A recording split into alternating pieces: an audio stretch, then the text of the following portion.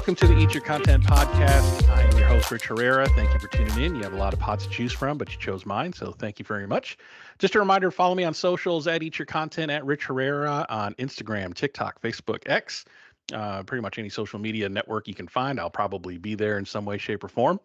And a couple of program reminders. I am doing Top Chef episodic recaps every week. And I am joined by my guest co-host, Chef Amadeus out of Jacksonville, Florida.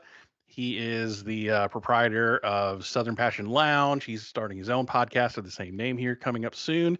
And also the creator of his own line of spices. So check him out online, chefamadeus.net, right? Chefamadeus.net. Yep, Yep. chefamadeus.net. Yep. Check out his spice line, and get those to season up your food.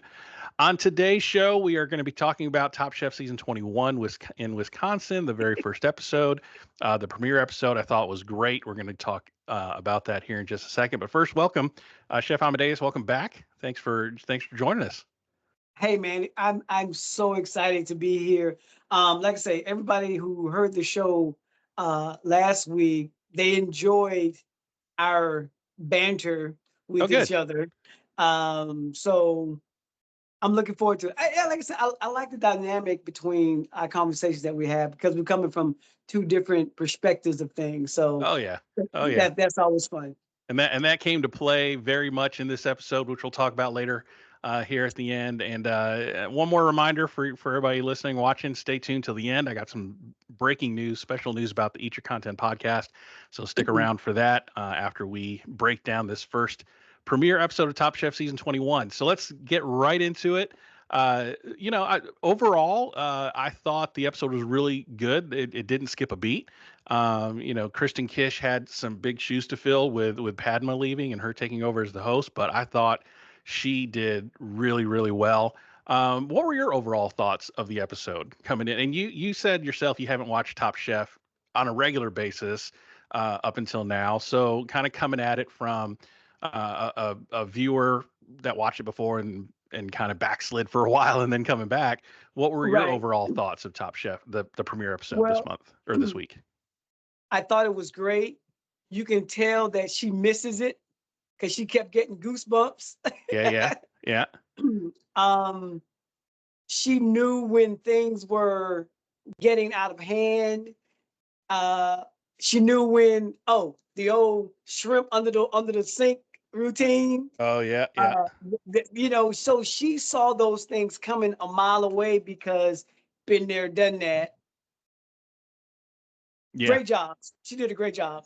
yeah. Overall, I thought she did a great job. Let's kind of jump right in with Kristen Kish. I think Kalina said it best when she said Kalina as a host is a double-edged sword that she's competed before, because if you're half-assing it, she's gonna know. So, Yes. what did you think about that? True, not true? Oh, that's so true. She sees it, so far down the line. It's like adults talking to kids. We know what you get ready to do. Yeah, You think you're being slick, but we know. Tom, you can see the look on Tom's face, like, what? Oh my God, that's what you're finna do.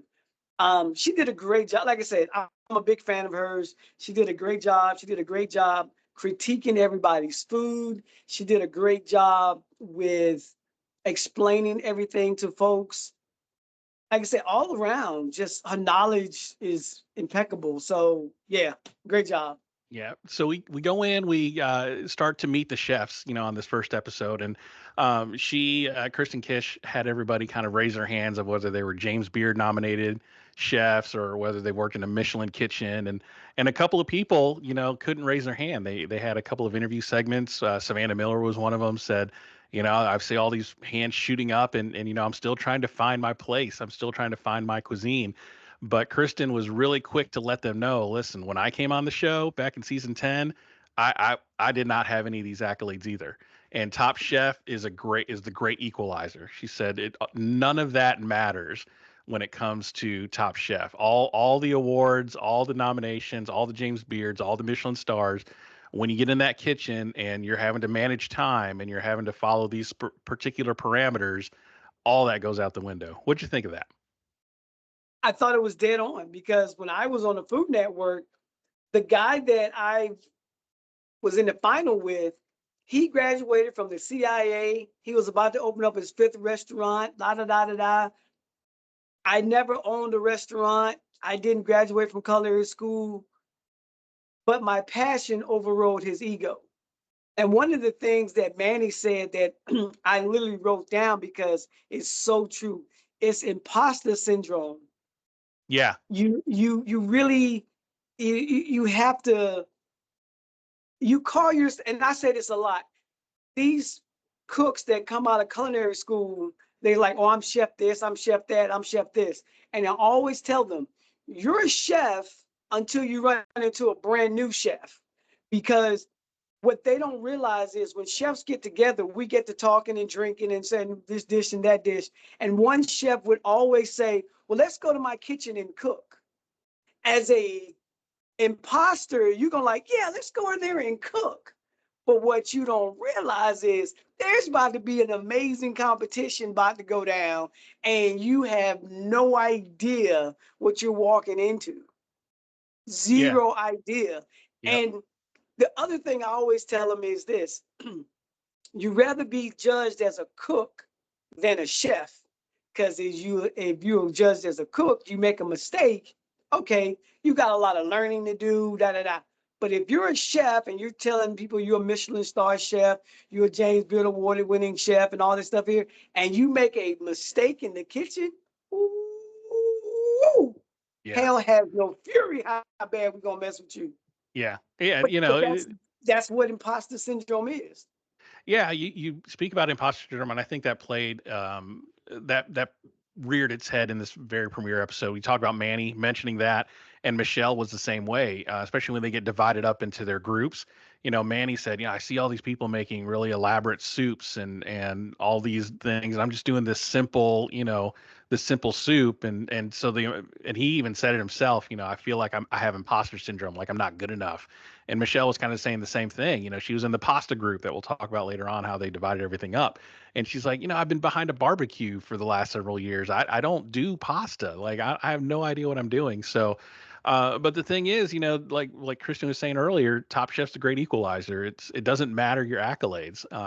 That's when you get in there, When I it's did all about the my plate of food you put out. when I did the extreme food fights in Jacksonville, one of the things that I would have people come up to me and say, "Oh, I can win this. I can win because I'm the best chef. I'm the best chef." I have no problem with that. Step on the line and compete. And Yeah. it was called extreme chef because you had 9 minutes to cook 3 dishes. We had a full stock pantry, meat, produce, the whole 9 yards. You had 9 minutes to do 3 dishes. And then at the finale of it, I gave you about 15 minutes because I wanted a nice presentation, everything like that.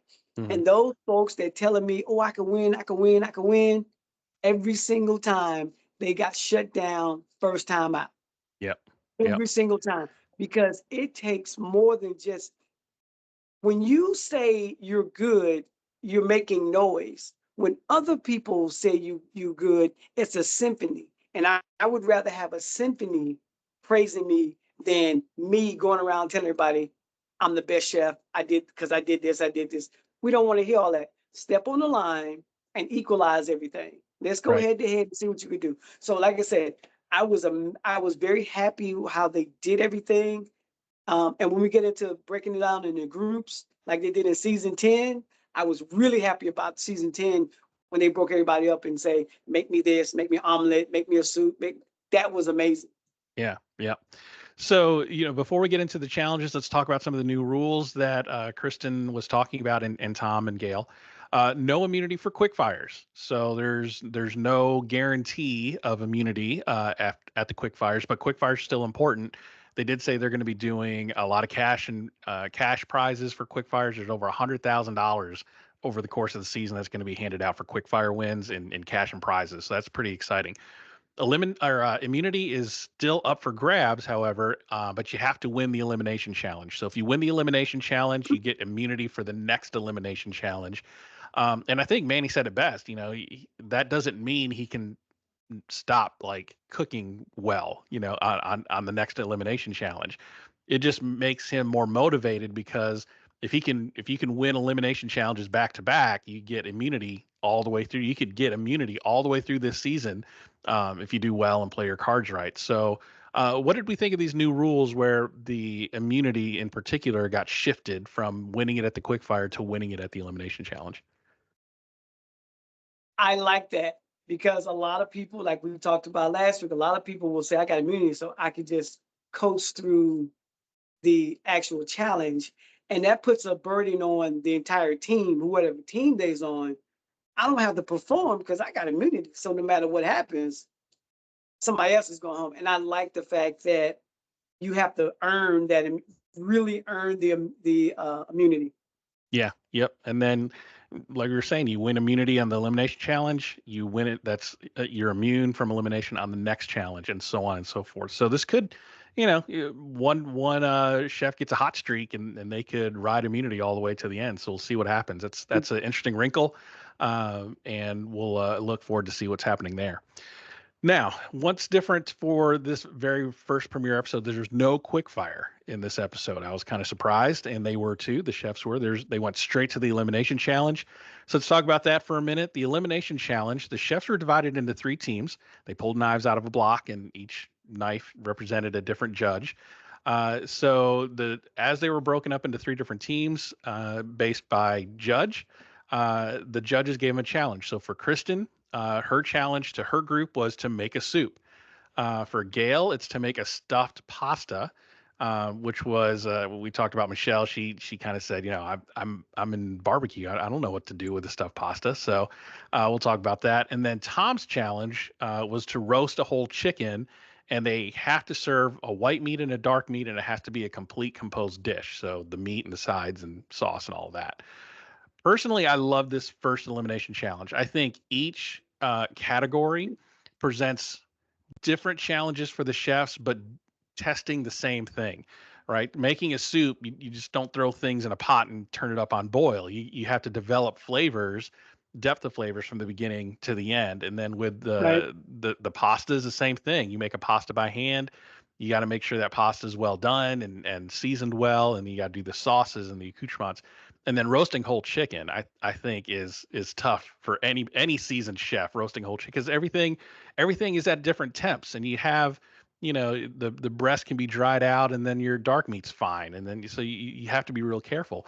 But what I love about this challenge is for people that are kind of novices at cooking, these three things, if you can master a one pasta recipe, one soup recipe, and one roast chicken recipe, you are on your way to taking those themes and making variations of them and becoming a decent home cook.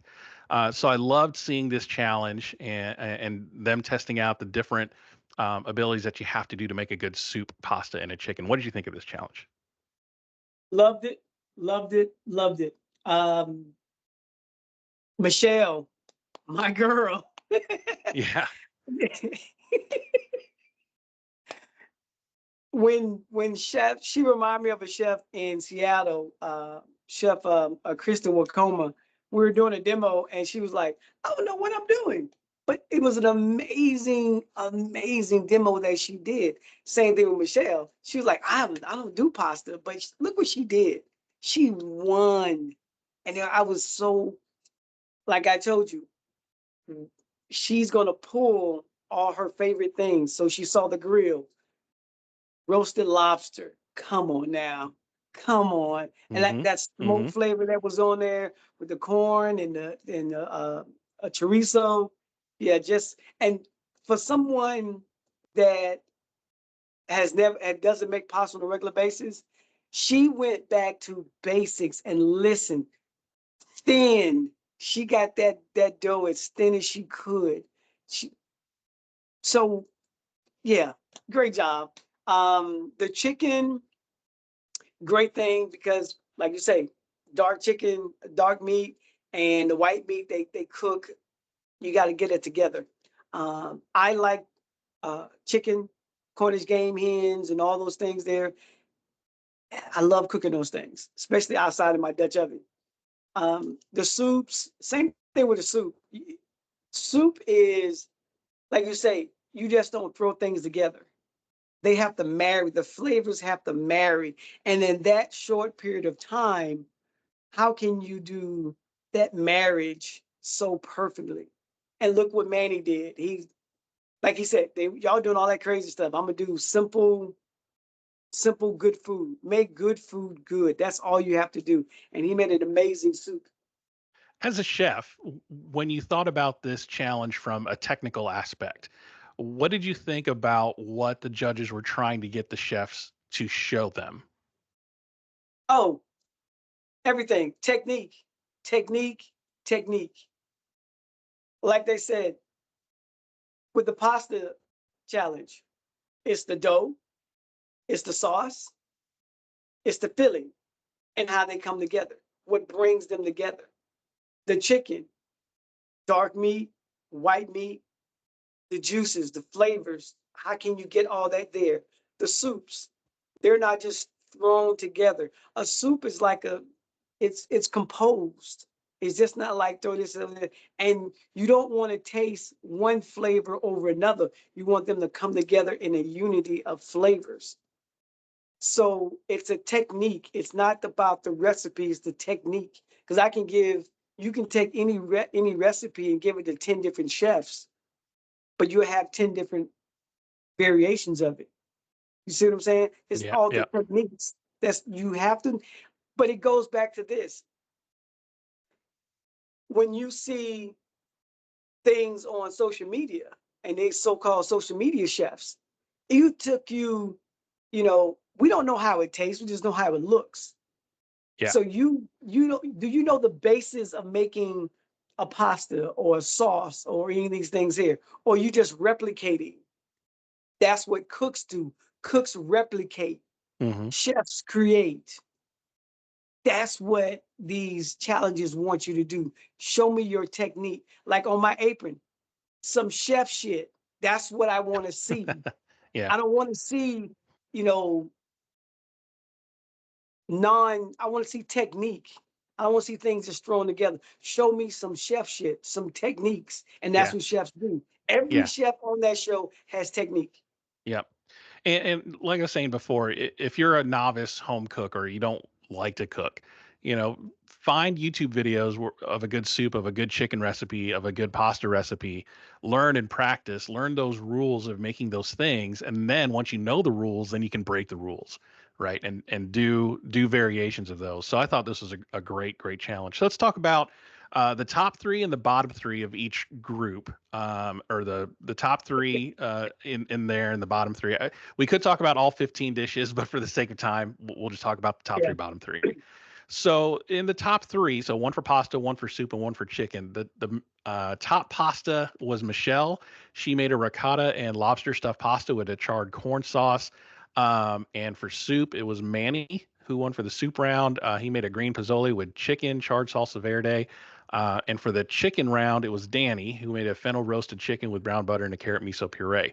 So Michelle, who at the beginning said, "I don't know if I can do pasta," kills it in the pasta round by what does she do? She sticks to her strengths, right? She's a maven on the grill, so she uses the wood fired grill in that beautiful kitchen, and she roasts everything to make her pasta, right? She roasts all the different flavors, stuffs it in a pasta, makes a great charred corn sauce to go with it, and it kills, right? And then the soup, Manny, again, Michelle and Manny both had imposter syndrome at the beginning of this, and Manny's like, I don't know, am I doing something that's too simple? Everybody's doing this complicated soup thing, but he makes just a simple comfort food soup, right? And then Danny, bless Danny, man, I didn't know if he was going to make it. He was serving I chicken think sashimi there for a second, but he cranks the oven up to 11, throws the chicken in there, and on a wing and a prayer, a wing and a prayer, he gets in there and he pulls it off. And I'm like, oh my gosh. And they end up but winning. here's the thing So though.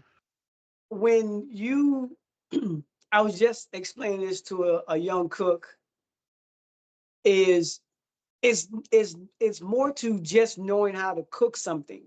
right. You have to know the what if factor. What if it's not cooking fast enough? What if it's not browning? And Danny, like I know what I'm, because somebody said, "Hey, your food's burning." Oh no, no, I got it. It's cool. Yeah, yeah. That's the experience that he has, Yep. that he knows what's going on. A cook knows A, B, and C. A chef knows what happened between A and B, C and D. And that's Mm. what Danny was doing. He knows, I got this. Don't worry about it. Yeah, when I saw the fire coming out of Manny's stove, and they're like, "Hey, man, your stove's on fire." He's like, "No, no, no, leave it. It's fine. I know that's exactly it." He's probably the first chef on on Top Chef that goes, "No, I mean for that to happen," and actually did mean for that to happen. So, Yeah. so what do you think these three chefs did well that put them in the top three? Again, I'm not a chef, right? You're the chef. I'm coming at it from the pop culture kind of fun perspective. You're coming at it from like the technical flavor aspect and knowing what's going on in their heads. What did Michelle, Manny, and Danny do, in your opinion, to put them into the top three? The first thing they did was listen to what they were supposed to do. They were supposed to make a soup. Make me a soup. Okay. And as Kirsten kept telling them, just make me good food. Yeah, Good food. That's the key. Make me a roasted chicken. Tom said, make me a roasted chicken, dark meat, white meat. Make me a pasta. I want to see this. And they listen to the assignment. Then the next thing they do is they put their skill set, they put their soul and heart into it. One of the reasons I picked Manny, why did I pick Manny? Because I said he, with his Latin background, is going to reach down and pull that out. Not that he has all these awards or anything, it's because of his culture. That's the Latin in him to do something simple but full of flavor. Same thing with Michelle. Her thing, she's done those components before, except for the pasta. So she just combined the grilling, those, because she knew if I grill this, if I with this wood, it'll give it a particular flavor. mm-hmm, mm-hmm. You see what I'm saying? And Yep, with the chicken, same thing with the chicken. That compound butter that Danny used to make sure his chicken wasn't dry, he knew it can't be dry. He to make sure it's moist, it's crispy, full of flavor. He listened and he went to his soul, his culinary soul, and put that out there because he knew what to do and how to fix things. Because like I yeah. say, his chicken wasn't cooking fast enough. So he's like, I know what I'll do. Boom. That makes them different under pressure. Yeah. And I think for these three, what led to their win, and the common thread through all three of them was they cooked what they knew, even if they didn't know what they were cooking. So they knew the basics of, like with Michelle. I think Michelle's a perfect example of this, right? She knows the grill, so she did what she did best on the grill, and then she remembered the basics of pasta, right? She to go through a cooking career, you make pasta at some point. Now she probably hadn't made pasta in years, but as a chef, you have that Rolodex in your head, right? That Yes. memory, and you're like, okay, the basics of pasta. I know I got to have eggs, I got to have 00 semolina flour, and I got to mix it together, and I know I got to run it through and make it as thin as possible, and then I got to salt. So she remembered the basics. So she went on autopilot with the grill. She knew what to do with the flavors there, and then she devoted kind of her mental energy to the pasta, which I thought was great. Same thing with Manny, same thing with Danny. They just cooked what they knew, stuck to what they knew, didn't try to do anything different or something never done before on the first challenge. Stuck with what they knew, and they won. So Well, like I thought, Michelle, like Michelle said, I got the sauce. I can yeah, make the sauce. yeah, yeah. It's the pasta I gotta focus on. Right. So I thought these three were the correct picks as I was watching the judges break down all their groups. I thought these top three were the correct top three.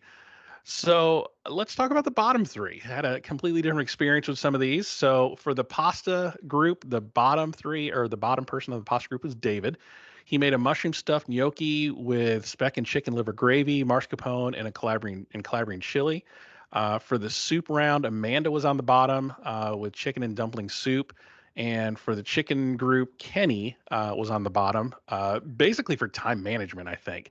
Yeah. He did a roast chicken with pho spiced butter, hoisin sriracha, coconut carrot mashed potatoes, and scallions. So let's break these down a little bit.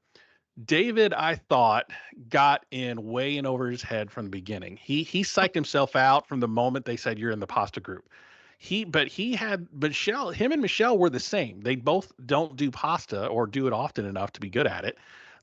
But what Michelle did and what David did were complete opposites. He's just like, yeah, I'm just gonna make this stuffed gnocchi, he just didn't have the skills to make a gnocchi. He made it. That thing looked like a cookie. That thing was so thick. I was seeing him cutting that out. I'm like, look, I'm not a professional chef, but that's way too thick to be any kind of pasta, let alone a gnocchi. He didn't listen. What did she say? I don't like the thickness of the pastas. Yeah, David shot himself in the foot because he was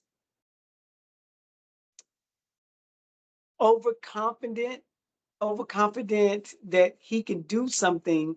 And then when he was presented with the challenge, he was like, oh, I'm out of my comfort zone. And like Tom said, oh, you're top chef. You're always going to be out of your comfort zone. exactly right. So, and as I was, even though he was on my team, I was watching him cook, and he is the type of person that seems like everything has to be perfect for him.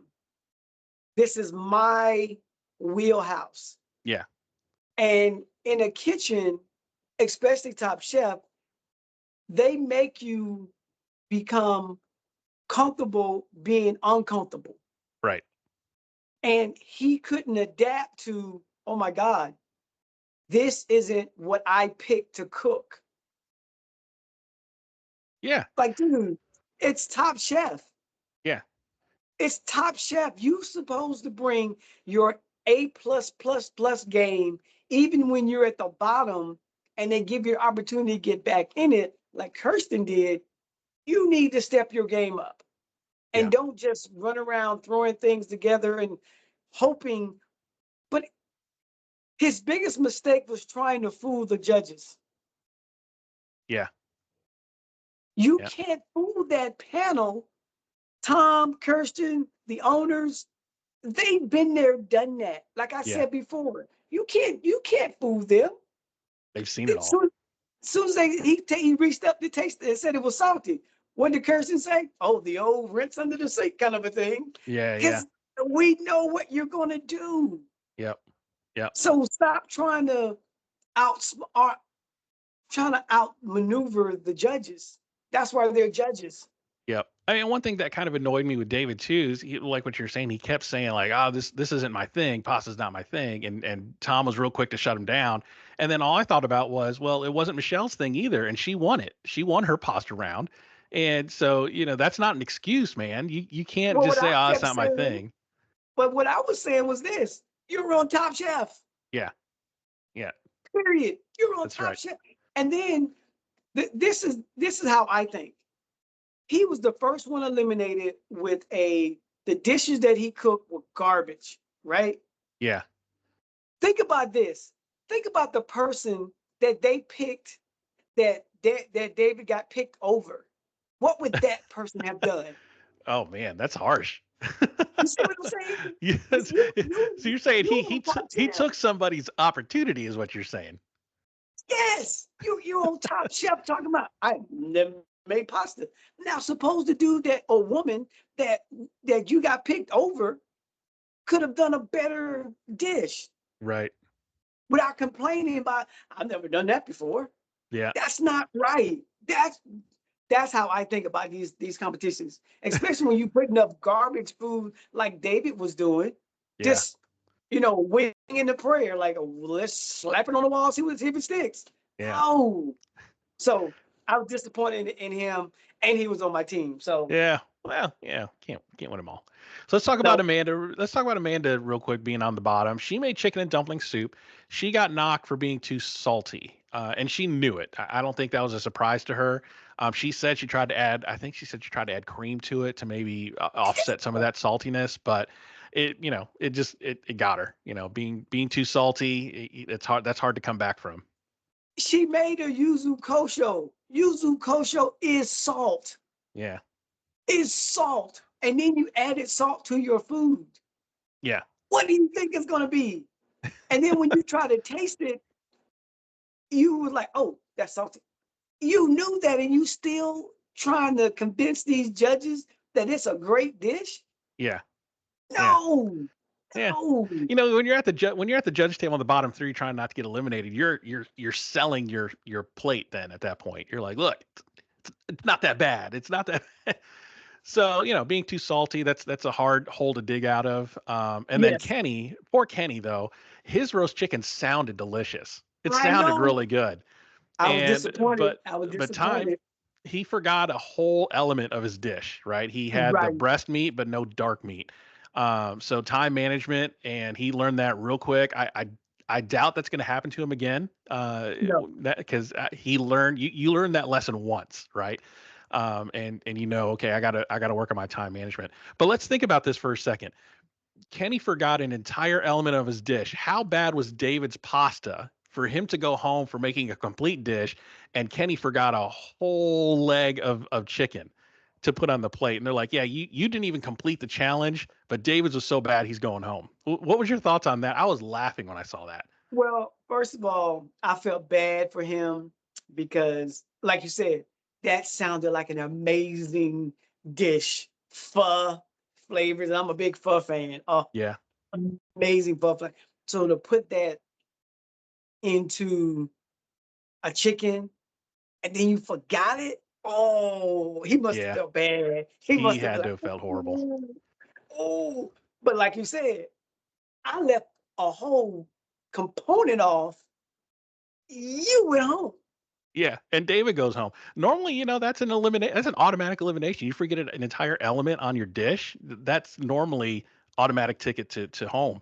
But I guess David's pasta was really that bad. I mean, I don't know, but yeah, Well, here's the obviously you weren't thing. there to taste it, but But you wasn't there to taste it. But like you said, did you see how thick it was?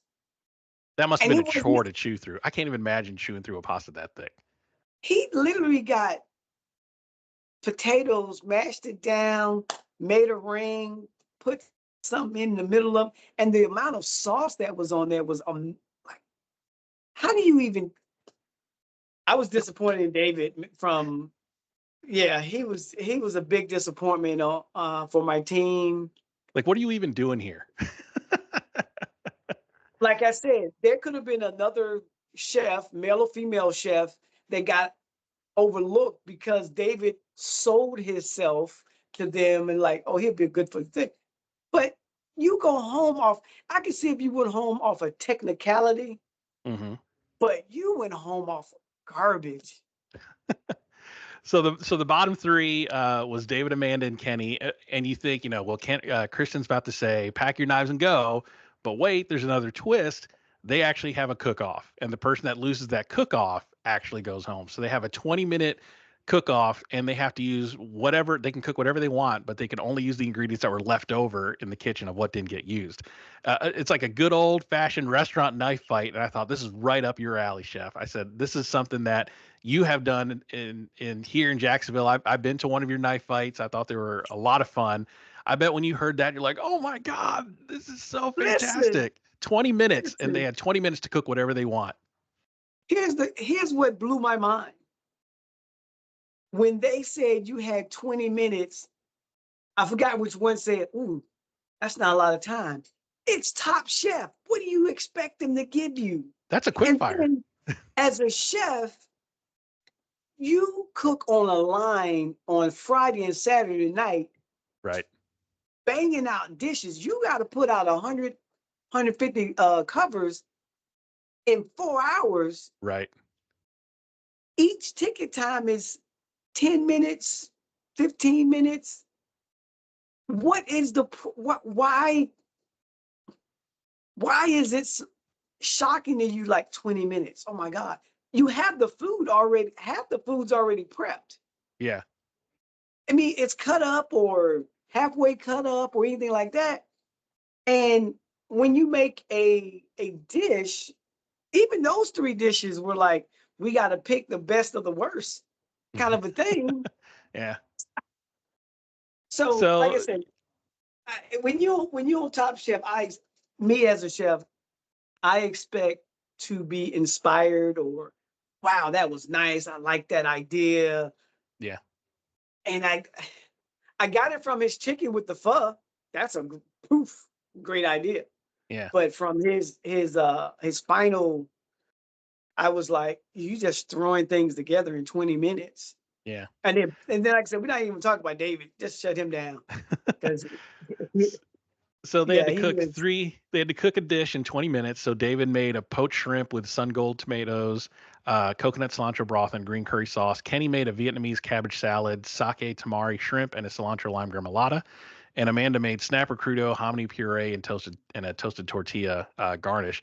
I'm like, dang, 20 minutes. Win or lose, those are some impressive dishes to put up in 20 minutes from almost scratch. So I commend him for doing that. But David got eliminated for his dishes, and no one likes to be the first to be eliminated, right? But I no. just think in general, it's I don't know. I feel like he's never watched the show because he was in way over his head from the word go. He couldn't adjust, he couldn't adapt.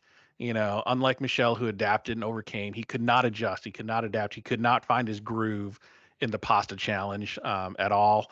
But Right. he's got Last Chance Kitchen, right? Last Chance Kitchen starts at the end of next episode, episode 2.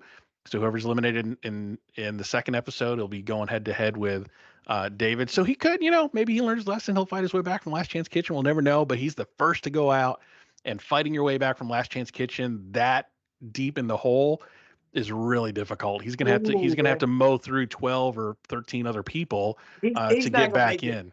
You don't He's think not so? gonna make it. He's not gonna make it.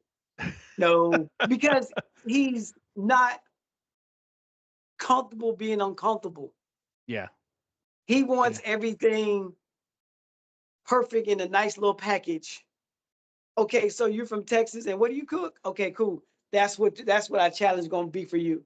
yeah, No, you see what he did with the pasta with his pasta challenge. He's like, "Man, I've never made pasta before, so I'll just throw something together. yeah, No, yeah. uh-uh. So a couple of just stray observations that I thought were pretty cool and funny in the show in general. I love that Amanda is not just a great chef, but she's also just a big old nerd, right? Capital N nerd. She loves uh, all that stuff with nerd culture, and I found myself rooting for that because I love nerd culture and pop culture and stuff. That's kind of the genesis of my podcast, right? Food and pop culture. So I identify with Amanda. I thought that was fun.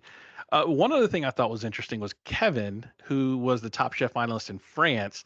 And this is the first time he's done the whole, whole food shopping experience before a challenge because they don't do that on the international versions of the show. They just give you your ingredients and you cook. So he was like, I love the music that they were playing during that shopping montage. It's like he's like doing a Saturday afternoon stroll through Whole Foods going grocery shopping, and he's like, I just want to embrace this moment and just enjoy because we didn't do this in France. I thought that was really funny. So what kind of non-challenge maybe observations did you take note of that you enjoyed or found humorous? in the grocery store, in the grocery store, Yeah, them trying, what's his name, trying to get not go over $200. He is at 198 yeah. 98 cents. I always found it That's it. amazing, just in general, how they stay under budget at Whole Foods because you go into Whole Foods and your paycheck's gone, right? So it's really interesting to watch them try to budget that money. That is pretty funny. Yeah, yeah. I think the other thing that I was really looking at was n- the drive over to the store. The store they're talking Oh in the yeah, car. yeah, That's always interesting to how they're getting to know each other hmm, in that whole sense, and then they go shopping, then they got to compete against each other. That is like the catalyst to them cooking with each other. Like everybody's doing gnocchi. What's her name? She did all three challenges: the gnocchi, the chicken, and the soup. I'm like, yeah, who does that? Who does that? So, but yeah, like I said, it's interesting to hear their banters, their conversation while they're not cooking. yeah. Yeah, I thought that was fun too. The car ride there and all of them meeting at the hotel and drinking, getting to know each other. I thought that was really fun. So When they before, talk about their ages, like, oh, I'm the oldest. No, oh no, yeah, yeah, I'm in my 40s. yeah, that was fun. That was fun. So, as we talked about in the first episode, this is a draft, so there are points assigned to this. And so, but before we get into this, I thought it was really interesting, as I think back to how we picked our teams. Right, I think philosophically we couldn't have been more different, and I thought it was really interesting that we basically, aside from maybe a couple of people, pretty much picked the teams that we wanted. Like you didn't really pick anybody that I wanted. I didn't pick anybody that you necessarily wanted. Only And one person. yeah, I think only one person was on both of our lists, which I thought was really interesting. And I go back to what Kristen was saying, Kristen Kiss was saying about pedigree doesn't matter. And that's I think where I fell into that trap, right? As I was doing research of picking teams, I was looking at their bios, I was stalking their social media, I was looking on Google, and I'm like, oh, this guy, Top Chef Finals France, he's got to be a killer chef in the cook.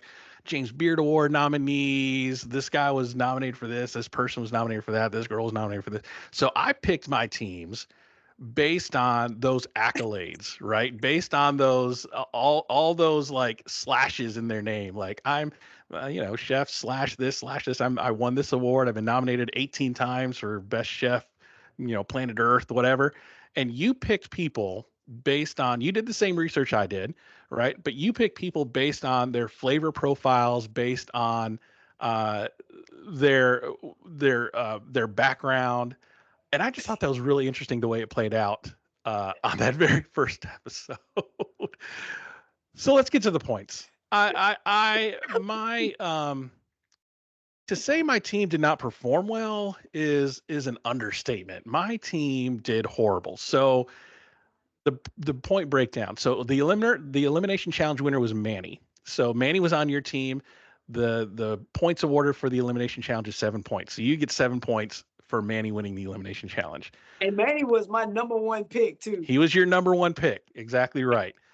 Danny and Michelle. So also for points, if you're on the top of the judges table, you get 3 points. The other two people that were on the top of the judges table besides Manny was Danny and Michelle. They were both on your team. So you get 3 points each for them. Bottom of the judges table is -2 points. So you had one with David, and my two chefs were on the bottom. So if you're keeping score at home, and if your math is as correct as mine, Chef Amadeus is scored 11 points on this first day of challenges, and I am -4, -4 points. This is some bullshit. I am starting in the hole. I am ashamed. I watched this in disbelief. My jaw was on the floor. I'm like, are you serious right now? It's the first episode in, and I am at -4 points. You want to drop behind for a more dramatic victory? Don't laugh at me, Okay, man. Don't laugh at me. so listen. Like I said before, I picked my team not off their pedigree, but their cultures, their passion. When Manny won, he said, "My people." You see what I'm saying? Yeah. Yep. Danny, same Michelle, they carry the weight of others on their shoulder. So they want to perform at such a let's take Michelle for instance. We've been talking about Michelle for quite some time. Hmm. Think about what Michelle is. She is a Black woman that's a pit master. Really? Yeah. Um, she's on Top Chef. So how many African American women are looking at her like, you go girl? Right. Because it's a boys club and she Right. is handling her business. Yep. Yep. Look at Manny and Danny, their Latin culture. They're not they're not part of the so-called boys club, but they're doing their thing. Yeah. They're representing, this is who I am. Manny won with a local dish, something that he grew up with. Yeah. And that's what I said. One of the things. What did I say? Those Latin folks, those island folks will bring stuff that they grew up with. Their Yeah. comfort. They may not have the ingredients where they are, but they're going to bring that soul, that flavor that they're used to. And Manny just knocked it. Look, what did they say? They want to dive in and get his suit all wet, just eating all his food. Yeah. That's how I pick my team. I'm a passion cook. I don't care about accolades or anything like that because, like they showed you, you want all these accolades, but here you are going home first. Right. Yep. Yeah. Yeah. So it looks like out of the gate, I picked the wrong team, but it's just week one. It's Oh, just it's week week one. one. Trust me. Yeah, yeah, There's yeah. a whole lot of Top Chef to play. We got Oh, 13, 14 more episodes to go. yeah. Long way to go, So, but man, it's discouraging to be I'm already in the hole, -4. Like -4. well, here's the That's so thing. discouraging. The thing that's gonna come out is, think about this. When you have 15 and you start whittling them down, Yeah. then you really get to see who's really handled the pressure. And it's only week one.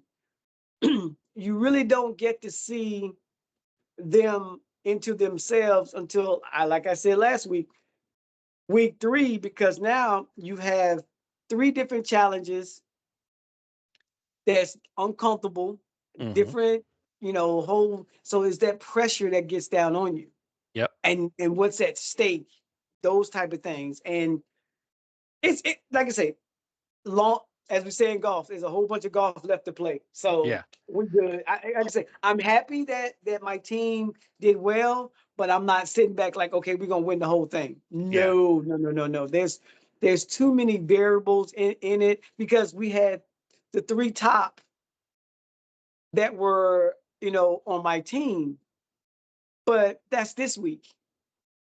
Yep. Next week, it may be your team.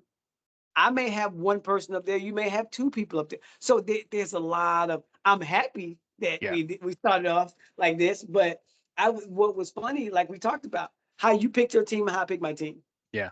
Yeah, your team crushed it this week. Congratulations on 11 points. The only negative was David getting -2 points for being on the bottom of the judge table. He loses no points for going home.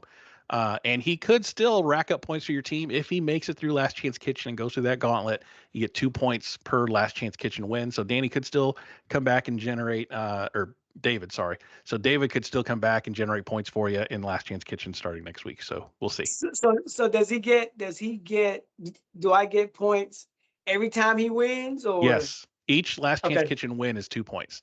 So if he goes for the next like 5 weeks and wins Last Chance Kitchen over the next 4 or 5 weeks, that's 2 points per win. So he can still be generating points from you even if he's not in the main competition. So it's never over until it's over, and until Kristen finally says you are Top Chef. And then it's over. But not looking good for Team EYC. Team Eat Your Content with -4. But make sure you stay tuned, and make sure you're following on your podcast player of choice to know when new shows drop. And that way you can keep up with everything going on. Chef, what do you got going on that you want to let people know about over the next week or so, and anything that they need to be on the lookout for? So the big thing is my spices, my Southern Passion spices. They're just, it's it's fishing season. So everybody's been hitting me up about the citrus pepper, and it's grilling season with the Southern rub. So we getting ready to. I'm a Gator fan, so we getting geared up for football season, and Hmm. we tailgate just because. So go to my website, chefamadeus.net, purchase some of those spices. Appreciate the support, and you can follow me on Instagram and TikTok at Chef Amadeus. Awesome. Awesome. Well, before we go, I got some big news for Eat Your Content as a podcast.